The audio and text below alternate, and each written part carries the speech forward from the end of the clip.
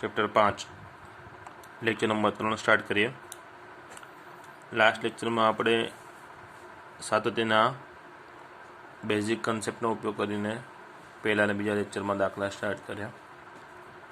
ફરી એ જ વસ્તુમાં આગળ વધીએ છીએ।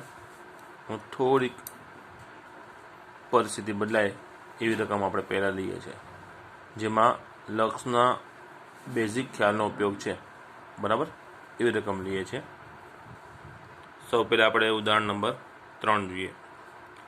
એફ મોડ એક્સ એટલે માનાંક વિધેય આપ્યું છે, અને માનાંક વિધેયનું સાતત્ય આપણે એક્સ બરાબર 0 આગળ ચકાસવાનું છે, બરાબર?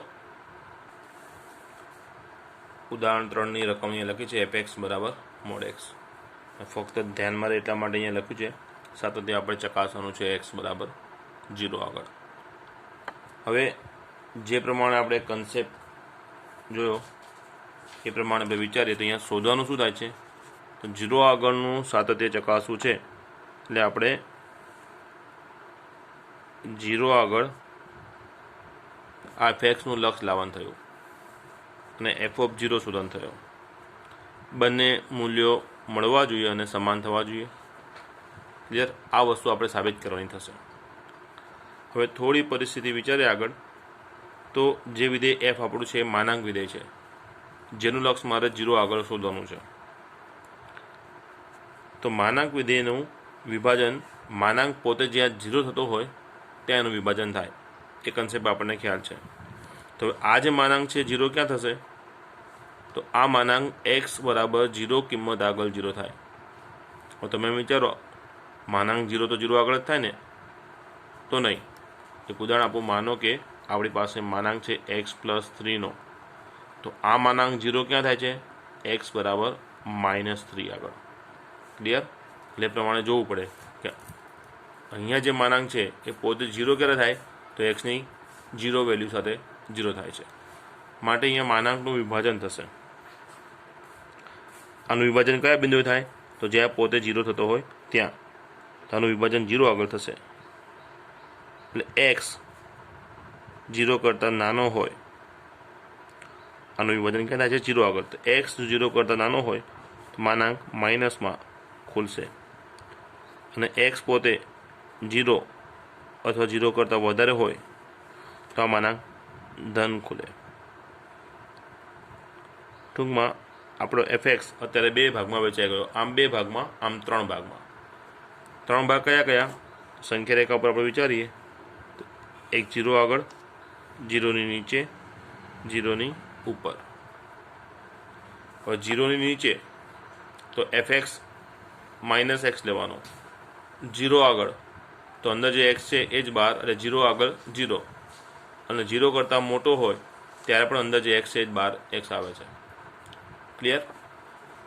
તો હવે જુઓ, ફરી આપણે બેઝિક મુદ્દા ઉપર આવી જઈએ કે મારે 0 આગળનું લક્ષ શોધવું છે, અને જે વિધેયનું મારે 0 આગળનું લક્ષ શોધવું છે તે જ 0 આગળ એનું વિભાજન થયું છે, અને 0ની ઉપર અને 0ની નીચે f અલગ અલગ કિંમતો ધારણ કરે છે। જે બિંદુએ મારે લક્ષ શોધવું છે તે બિંદુની ઉપર અને નીચે વિધેય અલગ અલગ હોય ત્યારે મારે ડાબી બાજુ અને જમણી બાજુ બંને અલગ અલગ લક્ષ શોધવા પડે। આ ભાગ શોધવા માટે, 0 આગળનું લક્ષ શોધવા માટે સૌથી પહેલાં મારે ડાબી બાજુ અને જમણી બાજુ બંને લક્ષ લાવવા પડે। ક્લિયર? તો સૌ પહેલાં આપણે લક્ષ શોધીએ। તો લક્ષ શોધવા મારે સૌથી પહેલાં 0ની ડાબી બાજુનું લક્ષ શોધવું પડશે। ડાબી બાજુનું લક્ષ એટલે ઉપર માઇનસ બતાવ્યું, માઇનસ ચિહ્ન ડાબી બાજુનું લક્ષ બતાવે છે। ચલો, તો સૌ પહેલાં મારે ઓપ્શન આવશે એફએક્સનો। એફએક્સ બરાબર શું લખવું, તો એ અહીંથી નક્કી થાય। અહીંયા આપણે લખ્યું છે એક્સ ટેન્સ ટુ શું છે? 0 માઇનસ, અને એક્સ ટેન્સ ટુ 0 માઇનસ એનો અર્થ થાય x <0। એટલે આ કારણ બતાવ્યું છે એનું કે એફએક્સની અહીંયા જે કિંમત લખીશું એનું એક્સ ટેન્સ ટુ 0 માઇનસ છે, એટલે કે x 0 કરતાં નાનો છે, અને x 0 કરતાં નાનો હોય ત્યારે એફએક્સ મારે લેવાનો છે -x। એટલે એફએક્સની કિંમત -x લખી એનું અહીંયા કારણ આપણે બતાવી દીધું। બરાબર નીચે બરાબર કરીશ। હવે લિમિટ એપ્લાય કરીશું, જ્યાં પણ x હશે ત્યાં શું મૂકીશું આપણે? 0। -0 કે +0 એવી વાત નથી, આ માત્ર ડાબી બાજુનું લક્ષ છે એવું બતાવે છે ચિહ્ન, બરાબર. એટલે એક્સ બરાબર હું અહીંયા 0 લખીશ. તો આ માઇનસ ચિહ્ન જે છે એ અહીંયા આવ્યું, આ એક્સ જગ્યાએ હું 0 લખીશ. શોર્ટમાં ફાઇનલ આન્સર મને 0 મળે છે. એટલે ડાબી બાજુનું લક્ષ મળ્યું અને કેટલું મળ્યું? 0, બરાબર. હવે હું જમણી બાજુનું લક્ષ શોધીશ. x ટેન્ડ્સ ટુ 0 પ્લસ લખીશ. હવે અહીંયા fx શું લઈશું? તો હમણાં ઉપર જે નક્કી કર્યું એ પ્રમાણે અહીંયા x ટેન્ડ્સ ટુ શું છે? 0 પ્લસ છે, એટલે કે x 0 કરતાં મોટો કહેવાય. અને x 0 કરતાં મોટો છે તો fx મારે શું લેવાનું થશે? x લેવાનું થશે. આ fx બરાબર x લખ્યું, એનું આ કારણ અહીંયા દર્શાવ્યું છે. લિમિટ એપ્લાય કરીએ. x બરાબર 0 મૂકવાના છે, તો અહીંયા x બરાબર 0 મૂકશું એટલે જવાબ 0 આવ્યો. તો 0ની ડાબી બાજુ અને જમણી બાજુ બંનેના લક્ષ મળ્યા, અને બંને કેટલા મળ્યા એ મહત્વ નથી, પણ બંને સમાન મળ્યા કે ન મળ્યા એ જ જોવાનું થાય. તો બંને જવાબ સરખા છે. અહીંયા લખીશ માટે અહીં આપણે લખી શકીએ કે ડાબી બાજુનું લક્ષ અને જમણી બાજુનું લક્ષ બંને લક્ષ મળ્યા, અને બંને લક્ષ સરખા થાય છે અને કેટલા થાય છે? 0 થાય છે. તો લક્ષની જે બેઝિક વ્યાખ્યા છે એ અનુસાર મૂળ લિમિટ 0 આગળનું લક્ષ આપણને મળે છે, અને કેટલું થાય? તો અહીંયા જે બે મૂલ્યો સમાન થઈને અહીંયા જવાબ બતાવે છે એ જ જવાબ આપણા લક્ષનો થાય. એટલે આપણે સાતત્ય ચકાસવા જે બે મૂલ્યો શોધવાના હતા, કયા? 0 આગળનું લક્ષ અને f0, એ બેમાંનો એક પરિણામ આપણને મળી ગયું. આ લક્ષ કેટલું મળ્યું એ મહત્વનું નથી, પણ મળ્યું કે હા, કેટલું મળ્યું? 0, બરાબર. તે મૂલ્ય લખાઈ ગયું છે. હવે હું શોધીશ f0.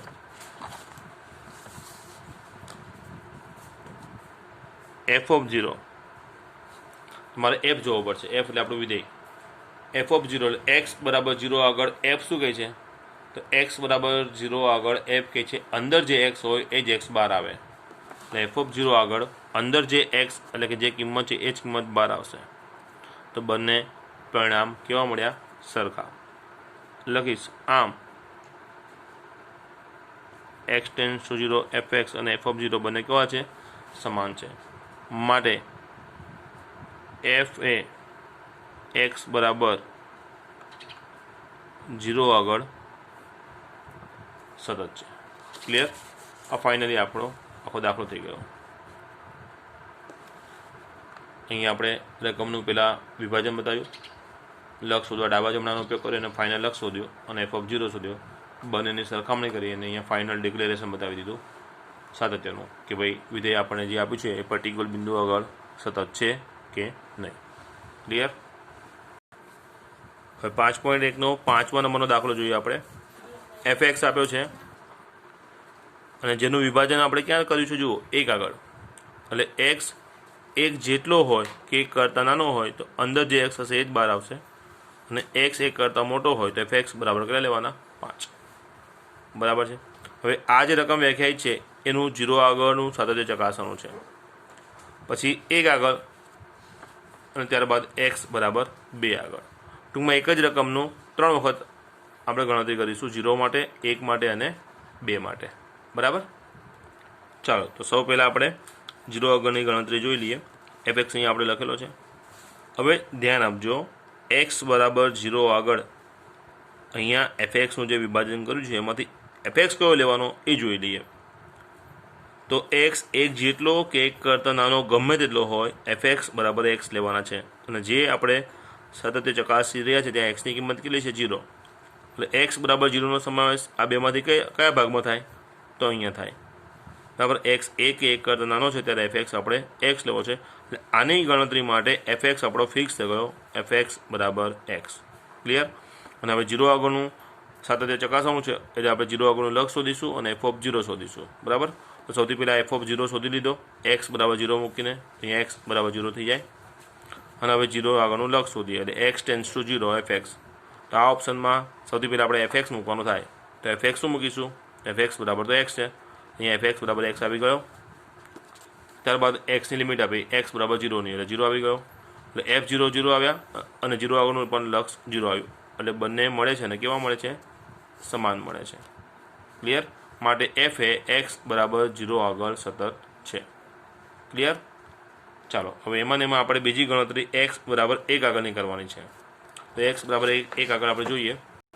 હવે બીજા મુદ્દામાં શું છે? એક્સ બરાબર 1 આગળ. ફરી એકવાર બેઝિક કન્સેપ્ટ સમજી લઈએ એટલે આપણને ખ્યાલ આવે કે ભાઈ કઈ વસ્તુ ચેન્જ શું થઈ રહી છે, ક્યારે થઈ રહી છે.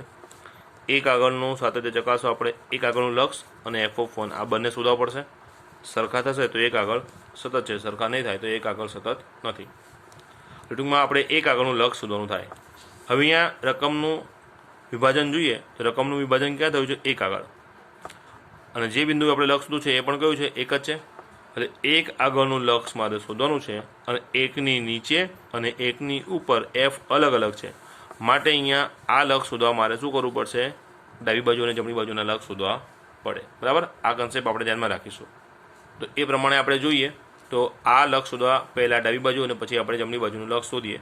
બરાબર? ક્રમનું મહત્વ નથી. અહીંયા આપણે પહેલાં જમણી બાજુનું લક્ષ શોધ્યું છે. ચાલો x ટેન્ડ્સ ટુ 1 પ્લસ 1ની જમણી બાજુનું લક્ષ શોધવું છે. સૌથી પહેલાં આપણે fx લખવું પડશે. fx બરાબર કેટલા લખ્યા? 5. કેમ? તો એનું કારણ જો અહીંયા આપણે fx લખ્યું છે ને કે x 1 કરતાં નાનો હોય ત્યારે x લેવાનો છે અને x 1 કરતાં મોટો હોય ત્યારે 5 લેવાનો. તો અહીંયા આપણે જમણી બાજુનું લક્ષ લખ્યું છે x ટેન્ડ્સ ટુ 1 પ્લસ. અને આપણે x ટેન્ડ્સ ટુ 1 પ્લસનો અર્થ શું થાય? x 1 કરતાં મોટો.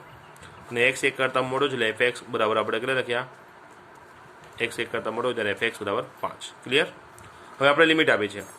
લિમિટ આપવા શું કરવાનું? જ્યાં આપણે x હશે ત્યાં આપણે 1 મૂકવાનો. પણ અહીંયા x તો છે નહીં એટલે આ જ 5 આપણો જવાબ થઈ ગયો. ક્લિયર? એટલે 1ની જમણી બાજુનું લક્ષ આપણને મળી ગયું. હવે આપણે 1ની ડાબી બાજુનું લક્ષ શોધીએ.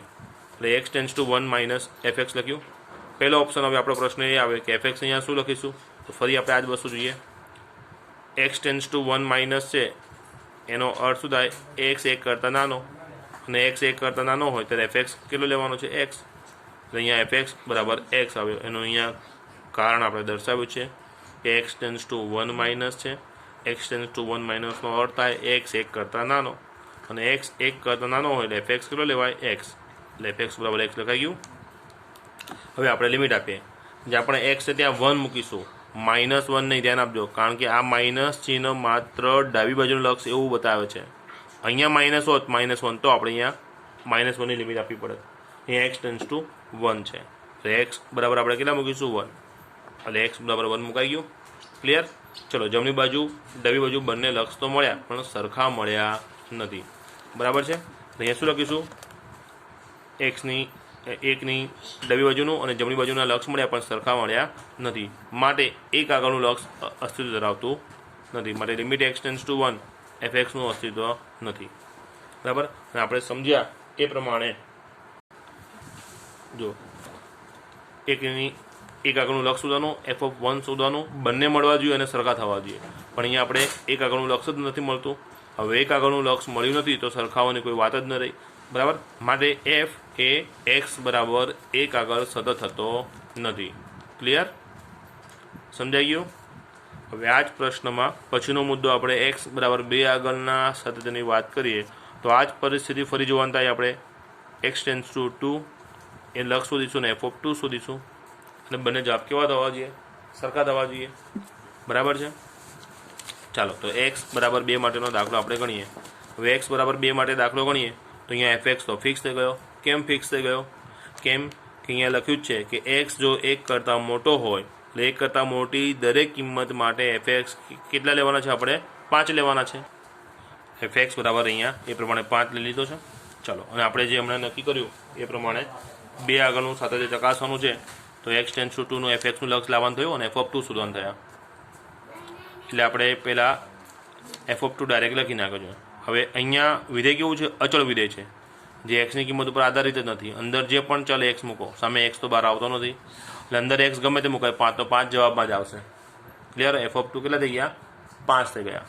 હવે આપણે 2 આગળનું લક્ષ શોધીએ. x tends to 2 fx. fx આ ઓપ્શનમાં કેટલો છે? 5. એટલે fxની કિંમત 5 લખાઈ ગઈ. લિમિટ આપીએ. જ્યાં પણ x હોય ત્યાં 2 મૂકીશું પણ અહીંયા x તો છે નહીં એટલે 5 તો 5 આવી ગયો. ક્લિયર? ચાલો તો અહીંયા જોઈએ f(2) અને 2 આગળનું લક્ષ બંને મળ્યા અને કેવા મળ્યા? સરખા મળ્યા. તો 2 આગળનું લક્ષ અને f5 સરખા થયા માટે f એ x બરાબર 2 આગળ સતત થાય છે. એફ એ એક્સ બરાબર 2 આગળ કેવો થાય છે? સતત. થોડું તમે ધ્યાનથી વિચારો અને અભ્યાસ જો બરાબર કર્યો હોય તો આગળ આપણે ઉદાહરણ પણ એક સાબિત કર્યું કે અચળ વિધેય, આપણે સાબિત શું કર્યું છે? અચળ વિધેય જે એફ એક્સ બરાબર કે લખ્યું હતું એ આર પર સતત છે એવું આપણે સાબિત કર્યું છે. આપણે સાબિત શું કર્યું છે? અચળ વિધેય આર પર સતત છે. આર મતલબ દરેક વાસ્તવિક સંખ્યા આગળ. કયું વિધેય? અચળ વિધેય. તો એક્સ બરાબર 2ના ઓપ્શનમાં આપણું વિધેય એફ એક્સ બરાબર 5 એટલે અચળ જ થઈ ગયું હતું. બરાબર. એટલે આ અચળ વિધેય કેવું? અચળ વિધેય હતું એટલે કોઈ પણ આરની કિંમત લો, બધે સતત જ થવાનું હતું. 2 હોય કે ગમે તે હોય એ સતત થવાનું હતું, માટે સતત થઈ ગયું. ક્લિયર? એટલે ટૂંકમાં આપણે એક્સ બરાબર 0, 1 અને 2 ત્રણેય બિંદુ આગળના સાતત્યની ચર્ચા થઈ ગઈ. આ દાખલામાં કન્સેપ્ટ એવો આપણને જોવાનો થાય કે જે બિંદુ વિભાજન થયું છે એ બિંદુ આગળનું પણ લક્ષ આપણે શોધ્યું, સાતત્ય ચકાસ્યું. જે બિંદુ આગળ વિભાજન છે એની નીચે આગળનું પણ સાતત્ય ચકાસ્યું, અને જે બિંદુ આગળ વિભાજન છે એની ઉપરના બિંદુ આગળ પણ ચકાસ્યું. નીચેનું બિંદુ એટલે 0 આગળ, ઉપરનું બિંદુ એટલે 2, અને જે બિંદુ વિભાજન છે એટલે કે એક્સ બરાબર 1 ત્યાંનું પણ સાતત્ય આપણે ચેક કર્યું. ક્લિયર? હવે નેક્સ્ટ જોઈએ 5.1માં દાખલા નંબર 3 જોઈએ. અહીંયા 4 રકમ છે A, B, C અને D. અત્યારે આપણે 3 પ્રશ્નો કરીશું. પહેલાં A, B અને C.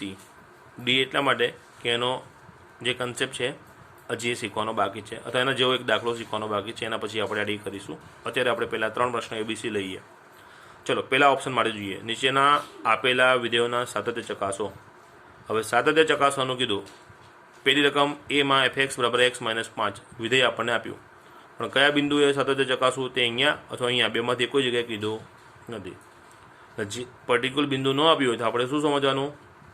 જે તે વિધેયના પ્રદેશ પરના સાતત્યની ચર્ચા કરવાની છે. બરાબર. તો અહીંયા વિધેય કયું થયું? બહુપદી વિધેય. અને બહુપદી વિધેયનો પ્રદેશ તો કયો થાય? આર. અને બહુપદીના દાખલા આપણે વ્યાપક સ્વરૂપમાં પણ આગળ જોયા, અને એક ઉદાહરણ નંબર 3 પણ લગભગ હતું, વર્ગવાળું દ્વિઘાત સમીકરણ બહુપદીમાં હતું. બરાબર. તો સેમ એ મેથડ છે ફરી. ચાલો એ જોઈએ. દાખલા નંબર 3ની પહેલી રકમ આપણે એફ એક્સ બરાબર x - 5 લખી છે, અને બહુપદી વિધેય માટે પ્રદેશ આપણને ખબર છે.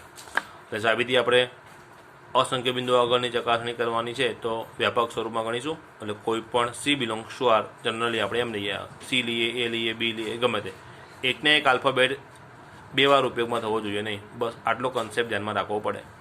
તો કોઈ પણ A બિલોંગ્સ ટુ R માટે આપણે વિચાર્યું તો એફ ઓફ એ શોધ્યો. એફ ઓફ એ એટલે એક્સ બરાબર એ મુકાઈ ગયો, તો સામે A - 5 થઈ ગયું. હવે એ આગળનું લક્ષ શોધીશું આપણે. એટલે લિમિટ એક્સટેન્સ ટુ એફ એક્સ શોધીશું. લિમિટ એક્સટેન્સ ટુ એફ એક્સ શોધવા એફ એક્સ બરાબર શું મૂકીશું? તો એફ એક્સ આ ઓપ્શનમાં છે x - 5. ચલો લિમિટ આપી દઈએ, એક્સ બરાબર એ મૂકી દઈએ. એટલે એક્સ બરાબર એ મૂકો એટલે A - 5 થયું. તો એ આગળનું લક્ષ અને એફ ઓફ એ બંને કેવા મળ્યા? સરખા મળી ગયા. તો એક્સ ટેન્સ ટુ એ એફ એક્સ અને એફ ઓફ એ બંને સરખા થઈ ગયા. એટલે આપેલું વિધેય એફ એ આગળ સતત છે, અને એ શું છે? તો એ વાસ્તવિક સંખ્યા ગણ આરની કોઈ પણ કિંમત છે. એટલે આપણે જવાબ લખીશું. માટે એફ એ પ્રત્યેક એ બિલોંગ્સ ટુ આર આગળ સતત છે, માટે એફ આર પર સતત છે. ક્લિયર? એફ એ આર પર સતત છે. હવે આપણે બીજી રકમ જોઈએ. અહીંયા x - 5 છે, અહીંયા પણ એ જ છે, ખાલી 1/x - 5 થઈ ગયો. અહીંયા પણ ચકાસણી કયા બિંદુએ કરવાની છે કીધું નથી. બરાબર. આ તો શરત છે, એક્સ ડઝ નોટ ઇક્વલ 5. એવું શા માટે કીધું? કારણ કે જો એક્સ બરાબર 5 લઈએ તો અહીંયા છેદ 0 થઈ જાય. એટલે આ જે પણ રકમ આપણી છે એ 5 સિવાય બધે જ વ્યાખ્યાયિત છે. એટલે આનો પણ પ્રદેશ થયો આર જ, ફક્ત 5 લેવાનો નથી. એટલે જે પ્રમાણે સાબિતી આની આપી એક્ઝેક્ટ એ સાબિતી આની થાય. આનો પ્રદેશ આર હતો, આનો પ્રદેશ થાય આર જ, સિવાય કે 5. તો જુઓ બીમાં એફ એક્સ લખ્યો છે, એનો પ્રદેશ શું થઈ ગયો? આર, સિવાય કે 5.